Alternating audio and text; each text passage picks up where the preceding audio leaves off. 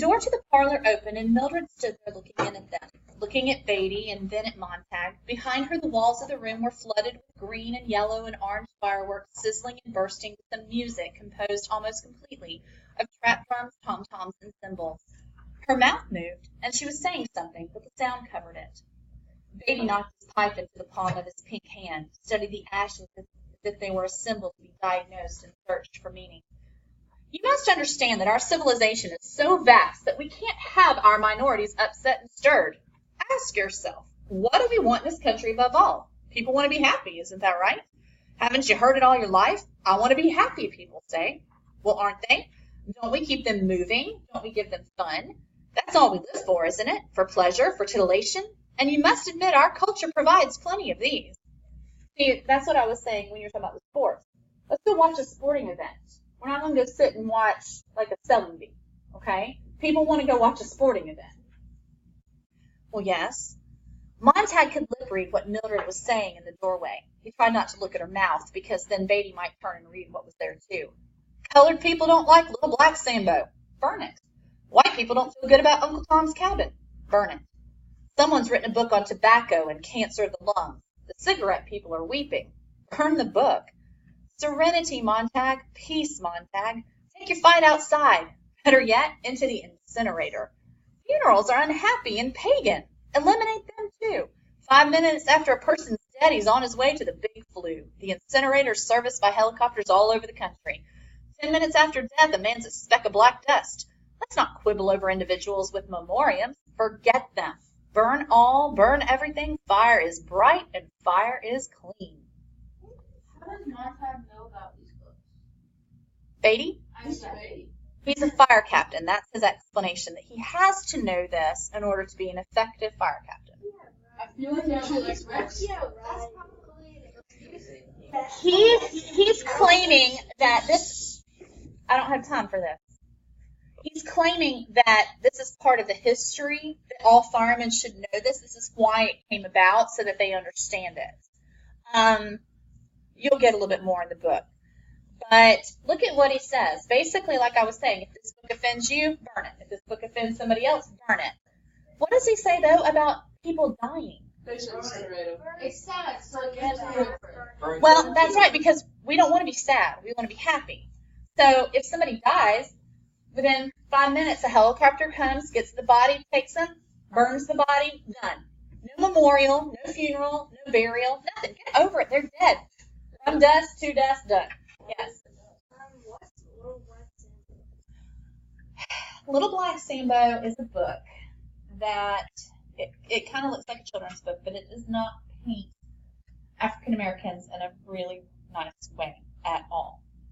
Same thing, Uncle Tom's Cabin sort of lends itself to make people believe that all white slave owners beat their slaves and abused their slaves, which some did, we know that, but not everybody did. They're very stereotypical, very racial in context, so instead of stirring up and get people upset, we're going to burn all that stuff. That way you don't have to worry about it. I don't know. Somebody was talking about that earlier today, and I'm like, well, it's 1952 when he's writing this. They don't think about, what happens on this mass burning. We think of it in environmental context today, but they didn't even think about that. But notice what he says. Fire is bright, fire is clean. He wants you to forget these people when they burn them. Guys, they also don't have relationships like we do today. Mildred's biggest relationship is with what? Her music. Yeah, her music and her TV. Yeah, her fake relatives in the TV. Not real people. So the thing is if you don't have a connection with real people, it's not really going to hurt your feelings when they die. Just one less person. The fireworks died in the parlor behind Mildred. She'd stopped talking at the same time, a miraculous coincidence. Montag held his breath. There was a girl next door, he said slowly. She's gone now, I think dead. I can't even remember her face, but she was different. How did she happen? Beatty smiled. Here or there's bound to occur. Clarice McClellan, we've a record on her family. We've watched them carefully. Heredity and environment are funny things. You can't rid yourselves of all the odd ducks in just a few years. The home environment can undo a lot you try to do at school. That's why we've lowered the kindergarten age year after year until now we're almost snatching them from the cradle.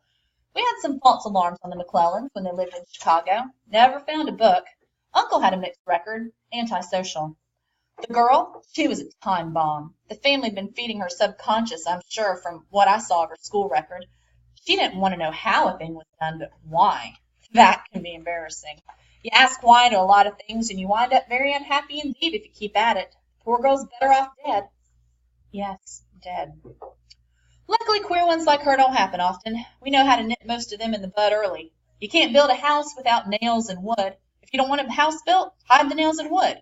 If you don't want a man unhappy politically, don't give him two sides to a question to worry him. Give him one. Better yet, give him none. Let him forget there's such a thing as war. If the government is inefficient, top-heavy, and tax-mad, better it be all those than the people worry over it. Peace, Montag. Give the people contests they win by remembering the words to more popular songs, or the name of state capitals, or how much corn Iowa grew last year. Cram them full of non-combustible data. Chock them so damn full of facts they feel stuffed, but absolutely brilliant with information. Then they'll feel their thinking. They'll get a sense of motion without moving. And they'll be happy, because facts of that sort don't change. Look what he's saying.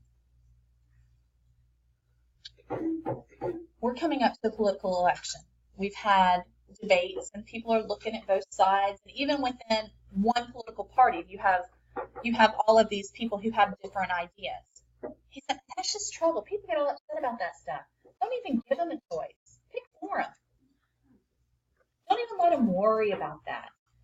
He says, give them things like contests. We have game shows where you have to know the capitals of states. You might have to sing song lyrics. Do we have that now? Yeah, we do. There's all kinds of stuff out there. And look what he says, cram them full of non-combustible data. Make them feel like they know something. Know your capitals, know your math facts, know general things, but not anything you think about. It's all that stuff, like we call it regurgitating data. When you take a test where it's just, okay, what is the blank? What is the blank? And you just have to come up with things like a vocabulary test. You don't have to necessarily apply that. If you just have the definitions, you pick the word. You memorize. That's what they want these people to do. Just memorize stuff. That makes you seem like you're smart. You know a whole bunch of words. But it doesn't mean that you're thinking. Not vocabulary, no. Okay. Don't give them any slippery stuff like philosophy or sociology to tie things up with. That way lies melancholy. Any man who can take a TV wall apart and put it back together again, and most men can nowadays, is happier than any man who tries to slide, rule, measure, and equate the universe, which just won't be measured or equated without making man feel bestial and lonely. I know, I've tried it. To hell with it. To bring on your clubs and parties, your acrobats and magicians, your daredevils, jet cars, motorcycle helicopters, your sex and heroin, more of everything to do with automatic reflex. If the drama is bad, if the film says nothing, if the play is hollow, sting me with the theremin loudly. I'll think I'm responding to the play, when it's only a tactile reaction to vibration. But I don't care. I just like solid entertainment. Sex and drugs. Wait, That's what they're saying. Let's go to parties and clubs and dance and be entertained by things, magicians and acrobats, because, I mean, that would be like entertainment, watching things like that. And he says you're daredevils, you're driving fast and listening to loud music. That's fun. And if there's something that you're doing and you're not sure, sting me with it there. Give me a drug. And I'll think I'm feeling it when really it's only my body reacting to the drug. So it just keeps me happy. So it's solid entertainment. That's all you want. Entertainment. Don't make me think. Thinking makes me sad. Thinking makes me worry. Shoot. Give me some heroin. That'll do it. That'll entertain me. That's what they push in this society. Beatty got up. I must be going. Lecture's over. I hope I've clarified things. The important thing for you to remember, Montag, is that we're the happiness boys, the Dixie duo, you and I and the others. We stand against the small tide of those who want to make everyone unhappy with conflicting theory and thought. We have our fingers in the dike. Hold steady. Don't let the torrent of melancholy and drear philosophy drown our world. We depend on you. I don't think you realize how important we are to our happy world as it stands now. Think about the power trip he's on. Okay? We're holding back this flood. It's a reference to that little story about the boy in Holland where he puts his finger in the dam, the dike, and the water stops the water. But if you pull your finger away, the water starts coming through. No, you got to keep your finger in there. Don't let those thoughts come out. Don't let somebody make you unhappy. You just do what's happy. We're in charge of happiness. We're the happiness police. Yeah. What's a dike? A dike is a dam. Oh. Dam. There used to be like the little stories over like in Holland or something like that where it's something from the 50s that people would understand. Yes. So does this look like it takes place like in the future? Or like... It's the future. It's the future of the 1950s future from his point of view, what he thinks the future. It is dystopia, like we've talked about, like Hunger Games, like Divergent. But what it is that we're in this future now. This isn't what we know. Okay? And that's why I said it's hard to understand the book, because when you are looking at it from the perspective, you're thinking, well, now is the time he's talking about. This isn't happening now. But could this even happen further in our future? Okay. Beatty shook Montag's limp hand. Montag sat still, as if the house were collapsing about him and he could not move in the bed. Mildred had vanished from the door. One last thing, said Beatty. At least once in his career, every fireman gets an itch. What do the books say, he wonders. Oh, to scratch that itch, eh? Well, Montag, take my word for it. I've had to read a few in my time to know what I was about, and the books say nothing. Nothing you can teach or believe. They're about non-existent people, figments of imagination if they're fiction, and if they're non-fiction, it's worse. One professor calling another an idiot. One professor screaming down another's gullet. All of them running about, putting out the stars and extinguishing the sun. You come away lost. Well then, what if a fireman accidentally, really not intending anything, takes the book home with him? Montag twitched. The open door looked at him with its great vacant eye. A natural error, curiosity alone, said Beatty. We don't get over anxious or mad. We let the fireman keep the book 24 hours. If he hasn't burned it by then, we simply come burn it for him. Of course. Montag's mouth was dry. Well, Montag, will you take another later shift today? Will we see it tonight, perhaps? I don't know, said Montag. What? Beatty looked faintly surprised. Montag shut his eyes. I'll be in later, maybe. We'd certainly miss you if you didn't show, said Beatty, putting his pipe in his pocket thoughtfully. I'll never come in again, thought Montag. Get well and keep well, said Beatty. He turned and went out through the open door. Montag watched through the window as Beatty drove away in his gleaming yellow flame-colored Beetle with the black charcoal tires. Across the street and down the way the other houses stood with their flat fronts. What was it Clarice had said one afternoon? No front porches. My uncle said there used to be front porches, and people sat there sometimes at night, talking when they wanted to talk, rocking, and not talking when they didn't want to talk. Sometimes they just sat there and thought about things, turned things over. My uncle says the architects got rid of the front porches because they didn't look well. But my uncle says they were merely rationalizing it. The real reason, hidden underneath, might be they didn't want people sitting like that, doing nothing, rocking, talking. That was the wrong kind of social life.